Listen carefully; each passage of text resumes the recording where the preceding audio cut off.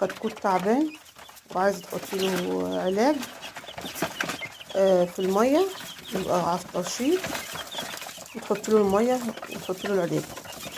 كتكوت عايزة تعملي له خلطة جديدة في الأكل وعايزاه ياكلها، مثلا خلطة بصل، خلطة ثوم، خلطة أي حاجة، برضو يكون جعان تحطها له على جوع. ليه تحطيه على جوع؟ عشان ياكل منك على قد ما يقدر، وتعمل مفعول معاه. لو طبعا العلاج، لو علاج على الترشيح وتحطي له مثلا على المية العلاج عشان يشرب برضو منك على قد ما يقدر المية. اي حاجة عايزة تحطيها للكتكوت حطها له هو جعان او عطشان.